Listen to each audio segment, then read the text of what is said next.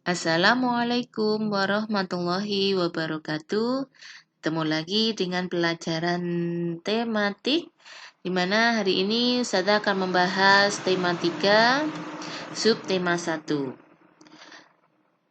Adapun materi yang Ustazah akan bahas yaitu adalah muatan IPS. Sebelum saya lanjutkan, mari bersama kita berdoa. Semoga belajar kita hari ini diberi kemudahan dan kelancaran. Untuk semuanya, baca basmalah bersama-sama. Bismillahirrahmanirrahim. Materi yang akan Ustazah sampaikan hari ini adalah tentang interaksi manusia dengan lingkungannya. Kalian sudah mengenal manusia itu adalah sebagai makhluk sosial, di mana makhluk sosial itu adalah makhluk yang tidak dapat hidup sendiri. Dalam memenuhi kebutuhan, ini salah satu contohnya, dalam pemenuhan makanan, manusia tidak dapat bekerja sendiri. Contohnya dalam budidaya padi, manusia melakukan interaksi sosial dan interaksi dengan lingkungan hidup. Interaksi sosialnya adalah petani membeli benih di toko pertanian. Kemudian interaksi dengan lingkungan hidup atau alamnya yaitu padi ketika ditanam itu diberi pupuk supaya tumbuh dengan subur. Itu salah satu contohnya. Di materi ini kita akan mengetahui jawaban dari beberapa pertanyaan. Yang pertama, proses apa saja yang terjadi? Siapa saja yang terlibat dalam proses tersebut? Apakah dalam proses tersebut manusia berinteraksi dengan lingkungannya? Bagaimana dengan lingkungan sosialnya?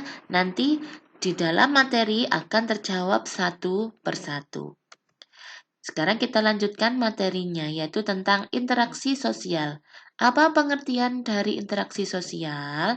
Interaksi sosial adalah hubungan sosial yang menyangkut hubungan antar individu, individu dengan kelompok, dan kelompok dengan kelompok. Selain berinteraksi dengan individu dan kelompok, manusia juga berinteraksi dengan lingkungan alam, sosial, budaya, dan ekonomi. Kalau dengan lingkungan alam, contohnya kita berhubungan langsung dengan seperti tadi ya, Ustazah sudah menyebutkan petani menanam padi kemudian memberi pupuk dengan rutin. Itu contoh lingkungan alam. Yang berhubungan lingkungan alam itu bisa berupa gunung, kemudian sungai, ya, tanah. Kalau sosial itu bisa dari lingkungan keluarga, sekolah, ataupun masyarakat. Kita lanjutkan.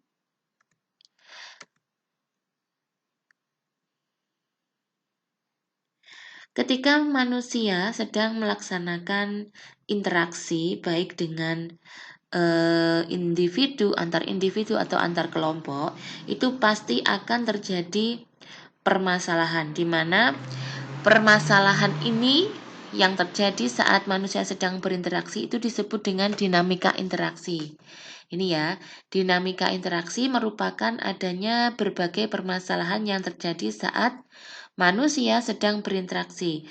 Manusia itu bisa berinteraksi antar individu, individu dengan kelompok, kelompok dengan kelompok. Ya, di mana dengan adanya dinamika interaksi ini bisa mendorong manusia itu bisa berubah ke arah yang lebih baik atau sebaliknya. Kemudian,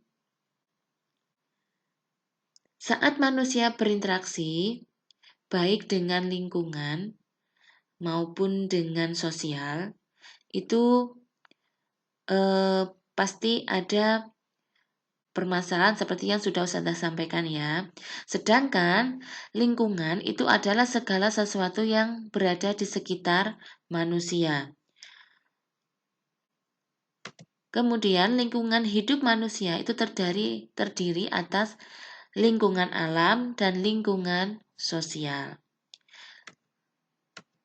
Lingkungan interaksi manusia dengan lingkungan alam merupakan lingkungan alam merupakan lingkungan yang terbentuk secara alamiah tanpa campur tangan manusia. Lingkungan alam terdiri dari lingkungan biotik dan lingkungan abiotik. Lingkungan biotik itu merupakan Segala benda hidup yang ada di lingkungan. Kalau lingkungan abiotik itu merupakan segala sesuatu yang ada di lingkungan yang bukan makhluk hidup ya. Dari lingkungan biotik dan lingkungan abiotik bisa diambil contoh interaksinya yaitu tanah, suhu, dan curah hujan itu bisa mempengaruhi jenis tanaman yang tumbuh di suatu daerah. Perhatikan, ini adalah contoh interaksi manusia dengan lingkungan hidup. Contohnya, manusia dekat dengan sumber makanan. Yang kedua, petani menyesuaikan waktu tanam dengan musim penghujan. Contohnya kalau petani menyesuaikan waktu tanam dengan musim penghujan itu seperti menanam padi ya. Kemudian nelayan berlayar sesuai keadaan cuaca. Itu berarti manusia juga sedang berinteraksi dengan alam atau lingkungan hidup. Yang keempat, manusia menghindari tinggal di daerah yang rawan bencana alam. Kalau seperti di pegunungan itu rawan longsor ya. Jadi manusia harus bisa lebih paham dengan kondisi yang jadi tempat tinggalnya. Selanjutnya, interaksi antara manusia dan alam. Ini tadi adalah pembagian dari interaksi antara manusia dengan alam tadi ya. Dibedakan menjadi dua. Yang pertama, interaksi manusia yang menyesuaikan diri dengan alam. Contohnya tadi, manusia hidup dekat dengan sumber makanannya. Kemudian yang kedua, interaksi manusia yang mendominasi alam. Contoh, memanfaatkan sumber daya alam menggunakan ilmu pengetahuan dan teknologi. Contohnya seperti pada buah pepaya biasa yang sudah jadi bibit unggul itu diolah kembali atau dikembangkan lagi dengan menggunakan ilmu pengetahuan dan teknologi. Yang semula buah pepaya itu mudah busuk atau mudah lembek, dengan adanya ilmu pengetahuan dan teknologi pepaya itu bisa dikembangkan menjadi pepaya yang lebih baik ya. Selanjutnya yang kedua, interaksi manusia dengan lingkungan sosial. Itu di dalamnya pasti akan terjadi proses sosial, di mana proses sosial adalah suatu interaksi atau hubungan saling mengaruhi antar manusia. Proses sosial terjadi bila manusia melakukan interaksi sosial. Sudah dijelaskan ya, interaksi sosial tadi adalah hubungan sosial antar individu, individu dengan kelompok maupun kelompok dengan kelompok. Ketika saling berinteraksi, harus saling ada timbal balik atau saling merespon dengan cara adanya kontak sosial dan komunikasi. Contoh kontak sosial dan komunikasi itu bisa berupa surat menyurat, telepon, dan internet. Contoh kontak sosial berlangsung dalam bentuk yang pertama, antar orang perorangan. Ini tadi seperti individu dengan individu ya, antar individu. Contohnya, seorang bayi baru lahir melakukan kontak sosial dengan ibunya dan keluarganya secara langsung. Kemudian, ada antar perorangan dan kelompok. Contohnya di sini ada siswa sedang belajar bersama atau diskusi dalam kelompok belajarnya. Yang ketiga ada kelompok dengan kelompok. Contohnya kelompok belajar dari suatu sekolah melakukan studi banding ke sekolah lain, atau bisa diambil contoh kalau kalian pernah melihat perlombaan bola voli itu hampir sama ya. Jadi kelompok yang satu dengan kelompok yang lain ya. Kemudian terjadinya proses sosial